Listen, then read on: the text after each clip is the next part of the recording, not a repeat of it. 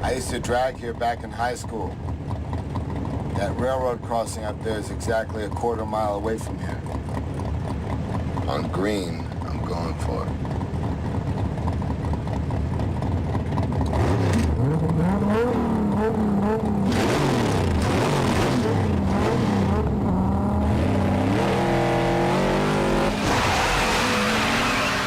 What's going on, YouTube? I am in Santa Barbara, California. I'm going to be talking about Paul Walker today. This is As Seen by Dave. Welcome.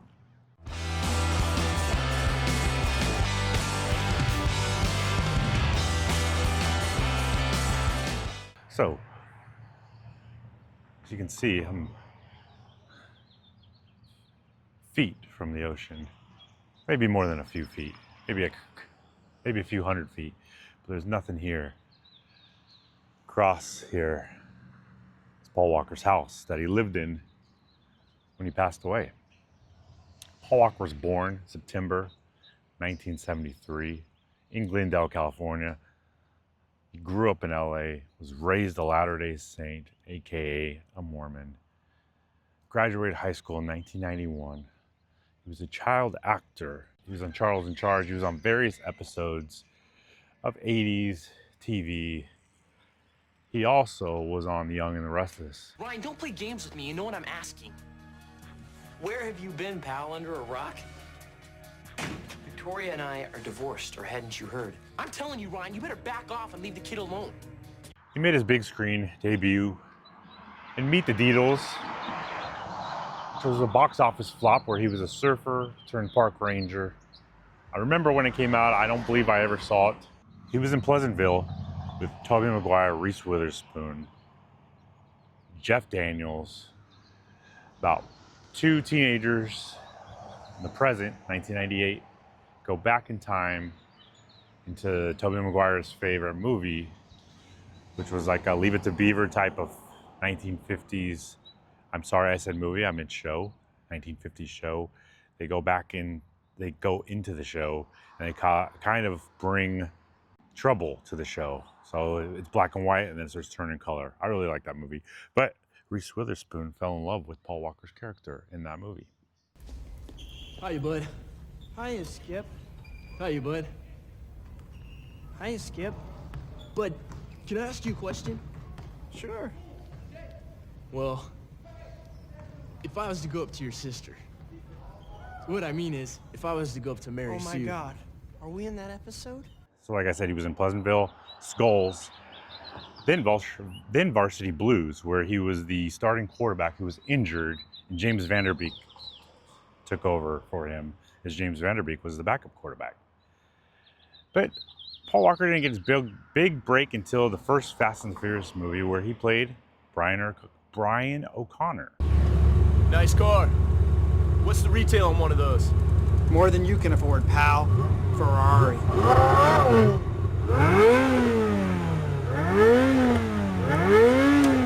Smoke 'em.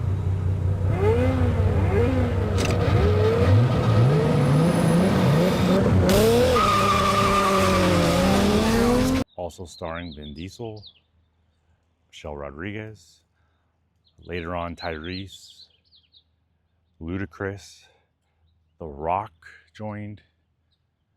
Big franchise. I believe now they have 10 Fast and the Furious movies. I've seen 5 or 6 of them. Fast 7 was Paul Walker's last movie. It was released after his death. Now, the ending of Fast 7 is when Paul Walker's 2 youngest brothers kind of took over for him, and they helped film the ending where it was the final send-off of his character. He did not die in the movie, but they kind of had him right off into the sunset. They literally had him right off into the sunset at the end.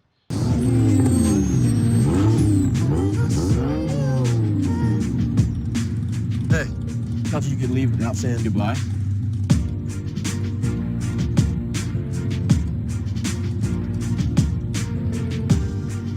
I used to say I lived my life a quarter mile at a time. And I think that's why we were brothers. Because you did too. Now, Paul Walker, from all accounts, seemed like a nice guy. I've heard a story where he was at a jewelry store in Beverly Hills, or the Beverly Hills area. There was a serviceman there looking at engagement rings, and he was unable to afford an engagement ring. So Paul Walker secretly told the salesman, cover what ring he wants and put it on my tab, I'll pay for it. Best thing anyone's ever done for me. It was an unexpected gift as eternal as love itself. The glittering symbol of Kristen and Kyle Upham's marriage was an anonymous present from Paul Walker himself. When I tell the story to people, they kind of just brush me off like, yeah, okay. It was back in 2004. Kyle was in the Army and set for deployment in Iraq. Before he left, the couple from Victorville got married. When Kyle returned a few months later, he wanted a new ring for his bride. They made a trip to a high-end jewelry store here in Santa Barbara where they would meet a celebrity whose heart was as big as his wallet. Paul Walker had a charity he did a lot of work for. He helped in Chile after the earthquake in Chile. Paul Walker died November 30th, 2013. He was at his house when he got a text that morning reminding him of a toy drive he had for his charity. After the toy drive, him and his friend Roger Rodas decided to take a drive, so they went to Santa Clarita, which Paul Walker had a garage there, and they drove his Porsche Carrera GT around the industrial area. Not much is known if they lost control or they were just speeding. There's reports from the police that they were in excess of possibly 100 miles an hour in the industrial area when Roger and Paul ran into a telephone pole. Both of them were knocked unconscious, and then the car exploded into flames, killing both of them. Now, at this house, at the time of his death, Paul had one daughter. She was 15 years old, Meadow. She lived with him here at this house in Santa Barbara. Now, after high school, Paul Walker went to college. He wanted to become a marine biologist, much like George Costanza, actually. But he was actually into marine biology. He loved marine biology. But then he got back into acting, and that's when he hit his big break. Now, when Paul Walker died, he left his estate to his 15-year-old daughter. By all accounts, and I was actually just talking to a neighbor because as he was walking by, he didn't realize Paul Walker lived here until after Paul Walker's death, that he noticed a bunch of candles and pictures commemorating him, and he realized that was Paul Walker's house. But he believes this house still belongs to the Paul Walker family, which I assume is now Meadow Walker, Paul Walker's daughter. This is the second house in here. I believe it's a 2-bedroom, 2-bath home. So this is the home where Paul Walker left the morning of November 30th, 2013, headed to Santa Clarita, never to return home again. So now I'm in Santa Clarita, California, visiting Paul Walker's crash site, which I wanted to visit for quite some time. I came up this way. It's kind of a big hill that comes up and around. And then if you keep going down the street, you can make a right. And Paul Walker's shop was down there. Now here's a tree. I'm not sure what light pole he hit. He hit a light pole in a tree and eventually hit another tree. And that's when the Porsche Carrera GT burst into flames. Details this morning on the deaths of Fast and Furious star Paul Walker and his friend killed in a fiery car accident over the weekend. Investigators working right now to determine the cause of the wreck. ABC's Cecilia Vega has the story. He is the speed demon who rose to fame in the Fast and Furious blockbusters. And now, this real-life twist that all too closely mirrors the movies he made. We have confirmed 2 DUA. This morning, new details in the joyride that ended in a fiery crash taking actor Paul Walker's life. The driver, Walker's friend, Roger Rodas, was a pro racer with championship titles to his name. A Porsche Carrera GT that can hit speeds of up to 240 miles per hour, reportedly being sold for more than $300,000, and so difficult to handle, even professional drivers called it scary. On Saturday, both men attended a toy drive-in car show for Walker's charity, Reach Out Worldwide. Here's Walker with that Porsche in one of the last known videos of the 40-year-old star.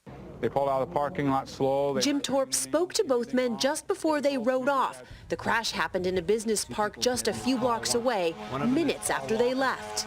What was the last thing you heard Paul say? Hey, I'll be right back in 5 minutes. That was the last words I heard. They struck a tree and a pole. Both men pronounced dead on the scene. The mangled car unrecognizable. The pole bent in two. And here's the crash site. You see plenty of flowers. PW, I love you. People left them Corona bottles, hats, shirts, it looks like. Things just hanging from the tree. Long live Paul Walker, that hat says. Long live PW.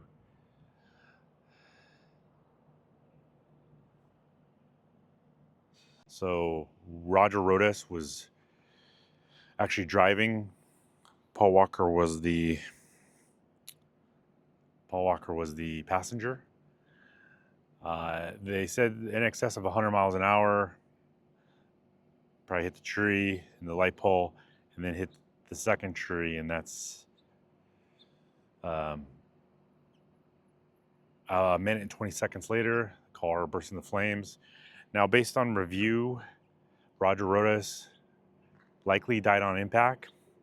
And they're thinking Paul possibly was incapacitated, but he died because of the burns. His body was so badly burned that they had to check dental records to verify that was his body. But he did have soot in his throat, which means he was probably breathing, or he was breathing in some of that smoke after the wreck. When it was put on, or unless people have just carved into the concrete here on the bottom of this light pole, you can see rest in peace, Paul Walker. I'm not sure exactly what that says, but people's names, I believe. So yeah, this is the tree. And again, this is Santa Clarita. Down that away is Six Flags.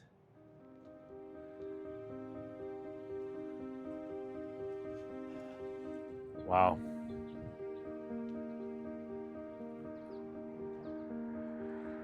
Crazy. Crazy, crazy.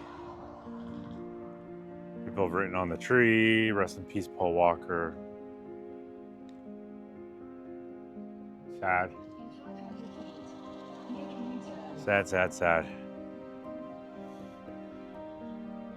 This is where the crash site is, in Santa Clarita. So this is where Always Evolving was. This was Paul Walker's shop in his garage, where him and Roger would have had taken out the Porsche Carrera GT. I'm assuming taken it out of these doors here and gone up the road that goes up and then turns to the left, and that's where the crash site is.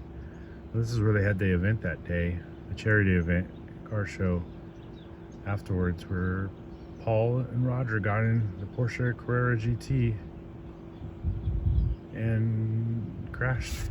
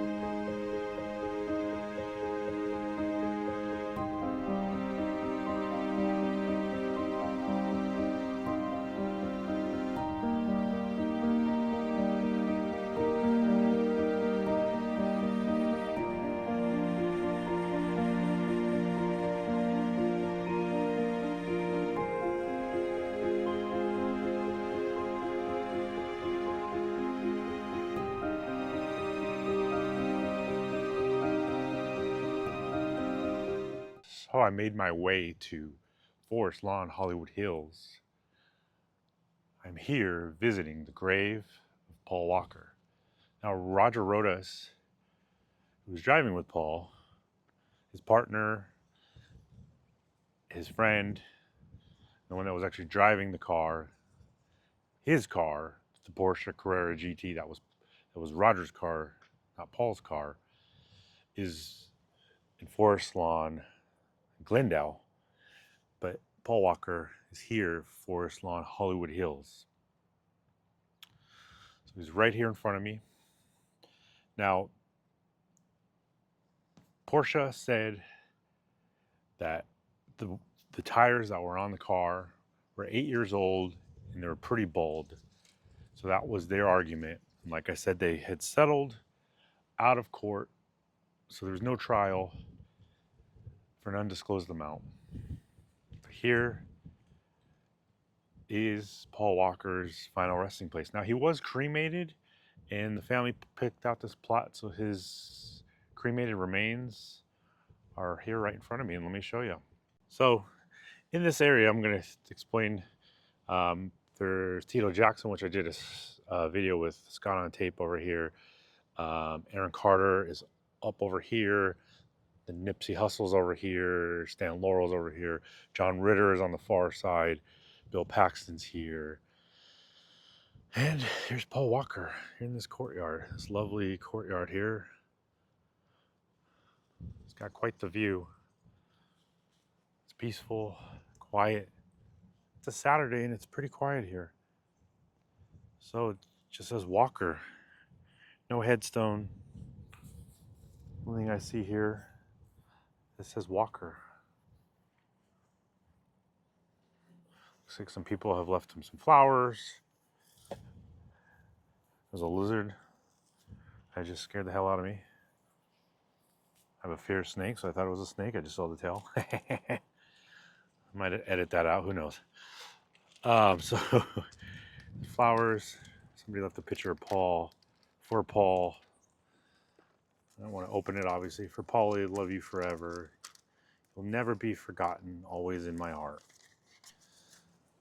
Some chocolate candies, Hello Panda chocolate. Some pennies and a little toy car. And Paul Walker.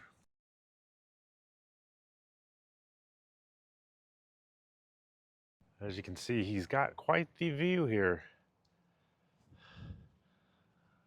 I believe it's right on the other side, if I'm not mistaken, of this tower here is the Hollywood sign. If I, again, you guys can correct me if I'm wrong, but I think the Hollywood sign is right on the other side there. So thanks so much for following along on a little story of Paul Walker. My favorite Paul Walker movie, probably Pleasantville. I know he wasn't the main star in that. I was in junior high, I think, when the first Fast and the Furious came out, and that's when I was getting in the cars. I enjoy older cars, so in the second one, Too Fast, Too Furious, they had a couple muscle cars, and that's what I enjoy, muscle cars, so I enjoyed that movie. But I've watched some of the Fast and Furious. I'm not a huge Fast and Furious fan. I liked them. Some of the action sequences were cool, but I always liked Paul Walker. Stories I've heard of him, he just seemed like such a good person, caring and loving, and just seemed like a great guy. So thanks so much for following along. Make sure you like and subscribe to my channel, As Seen by Dave. And I have an Instagram, like I've said before, As Seen by Dave. So make sure you follow me over there as well. Keep on watching. Thank you so much for watching my channel and my videos. A lot of time and effort goes into these. So I appreciate each and every one of you that comment, like, and subscribe, and are watching my videos. Until next time, As Seen by Dave, out.